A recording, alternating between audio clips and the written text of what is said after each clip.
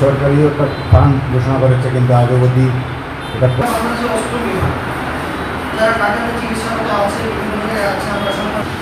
আমার নাম মামুনুর রশিদ। আমি জুলাইয়ের 20 তারিখ আমরা এখন আহত এবং যারা আছি সকলেই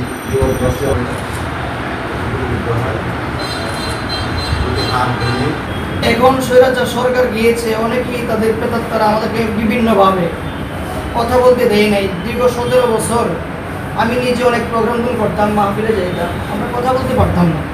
আমাদেরকে দেখে যা এবং আমাদের খোঁজ খবর নিয়ে যা, আমাদের চিকিৎসার ব্যবস্থা বা আমাদের ফ্যামিলি। আমি উপার্জন করতাম, আমি চাকরিচ্যুত হয়েছি, অনেকের চাকরিচ্যুত, আমি নিজে সহ অনেকের চাকরি চলে গেছে। আমরা আন্দোলন করার কারণে চাকরি চলে গেছে।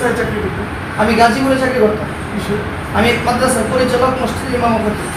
চাকরি আমাদের যারা আহত হয়েছে, আমরা ময়মনসিংহ অবহেলিত, কোনো তালিকা হচ্ছে কিন্তু কোনো ফান্ড থেকে কোনো টাকা পয়সা আমাদের আসে নাই।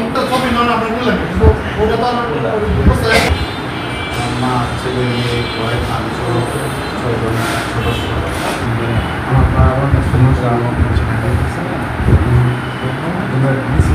আপনারা যদি এসে কারো মাধ্যমে না এসে নিজ উদ্যোগে যতটুকু পারেন প্রত্যেকের অবস্থান বুঝে তাদেরকে যদি কিছুটা সহযোগিতা করতে পারেন, আমার মনে হয় এটা তাদের জন্য অনেক ভালো হবে। আর্থিকভাবে